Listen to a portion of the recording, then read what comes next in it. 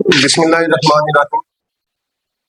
चलिए देखते हैं कि लास्ट टाइम हमने डिस्कस किया था एटम क्या होता है। एटम जो है एक फंडामेंटल पार्टिकल है, हम जिसे कहते हैं पूरी दुनिया मिलकर बनी हुई। ठीक है। अब हमने लास्ट टाइम डिस्कस किया था कि एटम के अंदर इलेक्ट्रॉन भी होता है, प्रोटॉन भी होता है, और जो कि हमने देखा था कि इलेक्ट्रॉन डिस्कवर किया था जे थॉमसन ने, प्रोटॉन डिस्कवर किया था गोल्डस्टाइन ने, और न्यूट्रॉन डिस्कवर किया था चैडविक ने। ठीक है। अब असल कहानी क्या है कि एटम के अंदर ये इलेक्ट्रॉन, प्रोटॉन और न्यूट्रॉन कैसे एग्जिस्ट करते हैं। तो मैं एक छोटा सा स्ट्रक्चर बनाता हूँ। फॉर एग्जांपल हम कहते हैं ये एटम का सेंटर है। ठीक है। और एटम के सेंटर को बोलते हैं न्यूक्लियस। क्या बोलते हैं? न्यूक्लियस को बोलते हैं, और न्यूक्लियस को मैं शो करूंगा एन से। ठीक है। यानी कि जो सेंटर ऑफ एटम है, जो एटम का सेंटर है, उसे बोलते हैं न्यूक्लियस। क्या बोलते हैं? न्यूक्लियस बोलते हैं। और याद रखिएगा जो न्यूक्लियस होता है किसी भी एटम का, उस न्यूक्लियस के अंदर पाए जाते हैं प्रोटॉन प्लस न्यूट्रॉन। किसी भी एटम के न्यूक्लियस के अंदर क्या पाए जाते हैं? उस एटम के प्रोटॉन और न्यूट्रॉन पाए जाते हैं। तो ये हर एटम का न्यूक्लियस उसके सेंटर में होता है। उसके बाद रूम्स बने होते हैं, इसे आप शेल कह सकते हैं। First room, second room, third room, four, ऐसे ही चलता जाए। ठीक है। और केमिस्ट्री की लैंग्वेज में बोलते हैं शेल्स। क्या बोलते हैं? तो इनके नाम रखे हुए हैं। जैसे ये पहला शेल है, इसका नाम रखा हुआ है के। उसके बाद एल, एम, तीसरा, ऐसे ही चलता जाए। ठीक है ना। तो इसका मतलब ये हुआ कि जो एटम के अंदर शेल्स हैं वो एक्चुअली क्या है कि एल, एम और ये आगे चलते जाते हैं। ठीक है।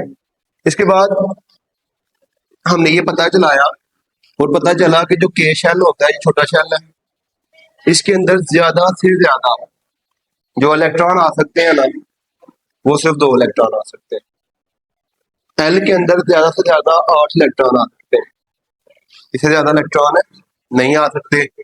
एम के अंदर ज्यादा से ज्यादा 18 इलेक्ट्रॉन आ सकते हैं। ठीक है।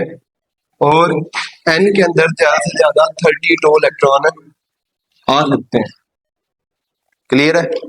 ये भी हमने पता चलाया। ये जो बोहर था, बोहर का एटॉमिक मॉडल है, उसी ने हमें बताया कि एटम के सेंटर में न्यूक्लियस होता है। उस न्यूक्लियस के अंदर प्रोटॉन और न्यूट्रॉन पाए जाते हैं, और जो इलेक्ट्रॉन होते हैं वो शेल्स के अंदर घूम रहे होते हैं, रिवॉल्व कर रहे होते हैं, चक्कर लगा रहे होते हैं। और उसने ये भी साथ में बताया कि हर शेल का हमने नाम रखा हुआ है के, एल, एम, एन। और याद रखना, हर शेल के अंदर हमें पहले से मालूम होता है कि इस शेल के अंदर इतने इलेक्ट्रॉन ज्यादा से ज्यादा आ सकते हैं। जैसे के अंदर 2 से ज्यादा इलेक्ट्रॉन नहीं आ सकते, एल के अंदर 8 से ज्यादा इलेक्ट्रॉन नहीं आ सकते, एम के अंदर इससे ज्यादा नहीं आ सकते। इसका मतलब है कि हर शेल की एक महसूस, जैसे रूम है, इस रूम के अंदर एक लिमिट है, इससे ज्यादा स्टूडेंट नहीं आ सकते। क्लियर है? उसके बाद याद रखिएगा कि जाहिर है इलेक्ट्रॉन यहाँ पे अगर घूम रहा है तो इलेक्ट्रॉन के पास एनर्जी होगी। क्या होगी? तो वो एनर्जी कितनी होगी? जितनी इस शेल में रहने के लिए एनर्जी चाहिए, उतनी उस इलेक्ट्रॉन के पास एनर्जी होगी, तो तभी वो शेल में रह सकता है, अदरवाइज नहीं। फर्ज करो यहाँ रहने के लिए जो एनर्जी चाहिए, इस शेल की एनर्जी होगी E1, इसकी एनर्जी होगी E2, E3, E, तो हर शेल की खास एनर्जी होती है। ठीक है ना। इसे कहते हैं एनर्जी क्वांटाइज्ड है। क्या है? एनर्जी, जब हम वर्ड यूज करते हैं ना, एनर्जी क्वांटाइज्ड, तो इसका मतलब होता है कि हर शेल की एक फिक्स्ड एनर्जी है, उतनी एनर्जी होगी इलेक्ट्रॉन के पास तो इलेक्ट्रॉन उस शेल में रिवॉल्व करेगा। अगर फर्ज करो एक इलेक्ट्रॉन इधर रिवॉल्व कर रहा है और उसकी एनर्जी फॉर एग्जांपल 10 जूल है या 10 इलेक्ट्रॉन वोल्ट है, चले हम एनर्जी को इलेक्ट्रॉन वोल्ट से भी शो कर सकते हैं। ठीक है ना। अब अगर फर्ज कर लेते हैं कि यहाँ पे रहने के लिए 10 इलेक्ट्रॉन वोल्ट एनर्जी चाहिए, लेकिन उस इलेक्ट्रॉन की एनर्जी कम हो जाती है, यहाँ वो इधर से इधर आना चाहता है और यहाँ आने के लिए एनर्जी चाहिए 5। तो वो क्या करेगा, 5 जो एनर्जी होगी इलेक्ट्रॉन वोल्ट उसको अमिट करेगा और 5 एनर्जी निकल जाएगी और वापस किधर आ जाएगा, इधर आ जाएगा। लोअर शेल हायर शेल से किधर आ जाएगा, लोअर शेल के अंदर, ठीक है ना। और अगर इसने इधर से इधर जाना है, यानी यहाँ से यहाँ आने के लिए उसको एनर्जी अमिट करनी पड़ेगी। और अगर वो वापस जाना चाहता है इधर से इधर, वापस कितनी एनर्जी चाहिए, 10। तो वो कहीं से एनर्जी लेगा और जब उसकी एनर्जी 10 हो जाएगी तो कहाँ आ जाएगा, इधर आ जाएगा। इसका मतलब है हर शेल की कोई ना कोई खास एनर्जी होती है, उस शेल के अंदर रहने के लिए इलेक्ट्रॉन को उतनी एनर्जी चाहिए होती है। इसे कहते हैं एनर्जी क्वांटाइज्ड है। एनर्जी क्या है, क्वांटाइज्ड है। और हर शेल के अंदर जब इलेक्ट्रॉन रिवॉल्व कर रहा होता है, जब भी कोई चीज रिवॉल्व करती है ना, उसके अंदर मोमेंटम आ जाता है। क्या आ जाता है, और मोमेंटम एक तो अपने फिजिक्स में पढ़ा ना, mv, एक होता है एंगुलर मोमेंटम। कौन सा, जब कोई चीज सर्कल में रिवॉल्व करती है ना, तब उसका फार्मूला होता है mvr। एंगुलर मोमेंटम का फार्मूला होता है कितना, एंगुलर मोमेंटम का फार्मूला होता है जी mvr। पहले ये पढ़ा ना mv, लेकिन जब सर्कल में रिवॉल्व करती है, सर्कल में क्या होता है, हर चीज का रेडियस होता है। क्या होता है, सेंटर से लेकर यहाँ तक डिस्टेंस रेडियस है। अगर आप इसकी बात करो तो इसका ये है, इसकी आप बात करो इसकी जिसका, तो हर सर्कल का क्या होता है, रेडियस होता है। चाहे वो छोटा सर्कल है या बड़ा सर्कल है, जितना बड़ा सर्कल होगा उसका रेडियस उतना बड़ा होगा, सही है ना। तो mvr, तो हर सर्कल का या हर शेल का एक खास एंगुलर मोमेंटम होता है। वो किस पे डिपेंड करता है, रेडियस पे। रेडियस थोड़ा होगा तो एंगुलर मोमेंटम थोड़ा होगा, रेडियस बड़ा होगा एंगुलर मोमेंटम भी क्या होगा, ज्यादा होगा। तो बोहर ने बताया कि हर शेल के अंदर जो इलेक्ट्रॉन रिवॉल्व कर रहे हैं उनका एंगुलर मोमेंटम जो mvr है वो बराबर होता है NH/2 के। अब ये क्या है, n किसको शो करता है, n नंबर ऑफ शेल को शो करता है। जब हम कहते हैं ना कि n की वैल्यू 1 है, तो उसका मतलब है हम बात कर रहे हैं किस शेल की, के शेल की। जब हम कहते हैं n की वैल्यू 2 है, तो हम बात कर रहे हैं l शेल की। जब हम कहते हैं ना कि n की वैल्यू 3 है, तो हम बात कर रहे होते हैं m शेल की। जब हम कहते हैं n की वैल्यू 4 है, तो हम किसकी बात कर रहे होते हैं, n शेल की। बात समझ आ रही है। तो इसका मतलब है n की वैल्यू बार बार यहाँ क्या होगी, चेंज होगी। इसमें जो ये h मैंने लिखा है, इस h को बोलते हैं, ये जो h मैंने लिखा है इसे बोलते हैं प्लैंक्स कांस्टेंट।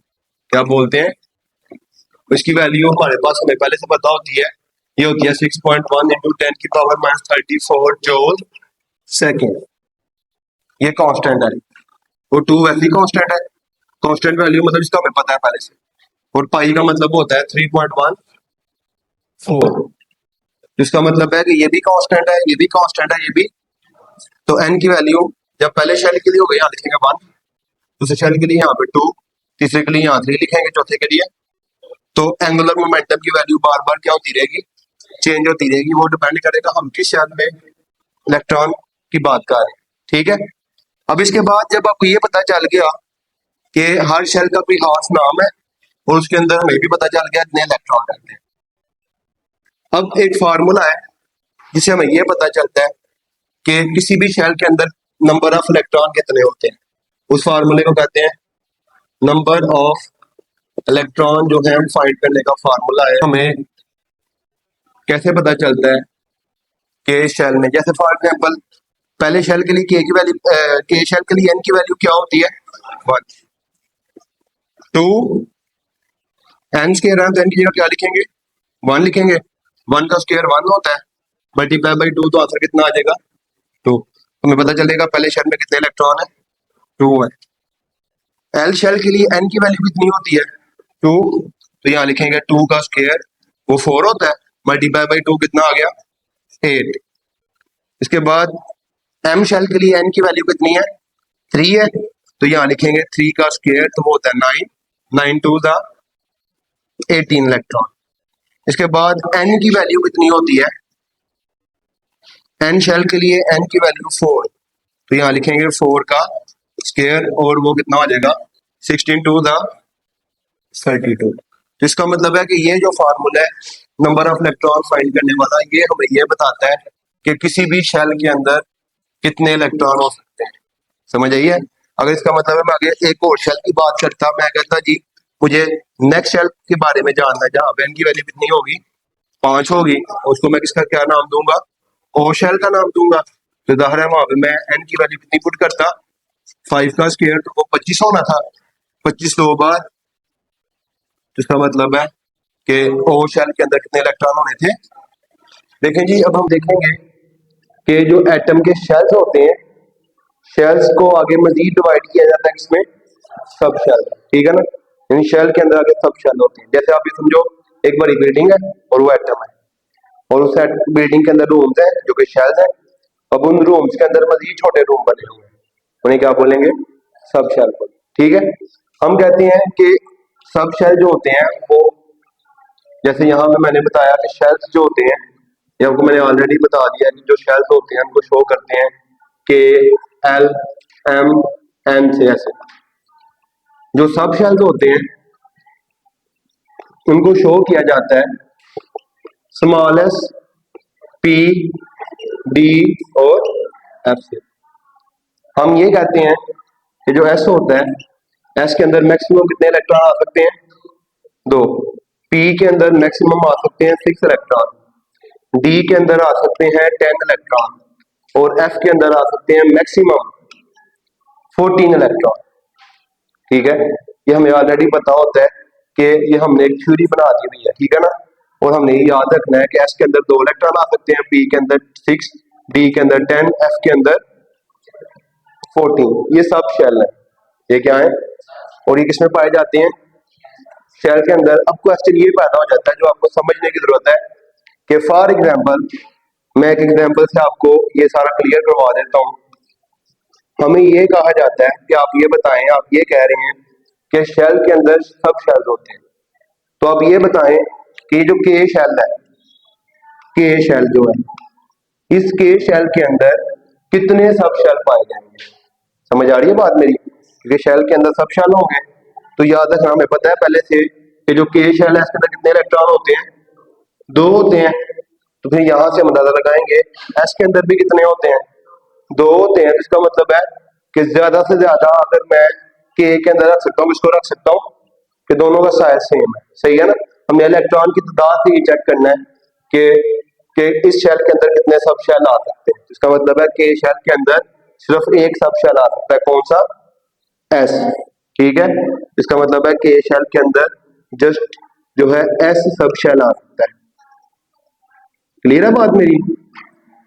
अब मैं अगर कहता हूं नहीं, आप ये बताएं कि एल शेल जो है, इस एल शेल के अंदर कितने सब शेल आ सकते हैं। मुझे पहले पता ये होना चाहिए कि 8 इलेक्ट्रॉन आते हैं एल के अंदर, तो इस एस और पी को दोनों को मिलाएं कितने बनते हैं, 8 बनते हैं। तो इसका मतलब ये हुआ कि इस एल शेल के अंदर एस शेल भी आ सकता है और पी सब शेल भी, ये दोनों सब शेल इसके अंदर पूरे आ सकते हैं। इसका मतलब है एल शेल के अंदर 2 सब शेल होते हैं, एक एस और एक पी। उसके बाद अगर मैं बात करूं एन एम शेल की, तो एम शेल के अंदर 18 आते हैं, तो 8 और 10 18। ठीक है ना, इसका मतलब है आप बोलेंगे एस पी और डी सब शेल जो है इस एटम के इस शेल के अंदर पूरा आ सकता है। क्लियर है। उसके बाद अगर आपको ये पूछा जाए एन शेल के अंदर बताओ कितने सब शेल होते हैं, तो आप क्या करेंगे, आप बताएंगे कि एन शेल के अंदर क्योंकि 32 इलेक्ट्रॉन होते हैं, तो अगर आप इन सबको जमा कर लें, 14 और 10 24, 24 और 6 30 और 2 32, इसका मतलब है चारों आ जाएंगे। तो आपने कहना है इसके अंदर एस भी आ सकता है, पी भी आ सकता है, डी भी आ सकता है और एफ सब शेल भी आ सकता है।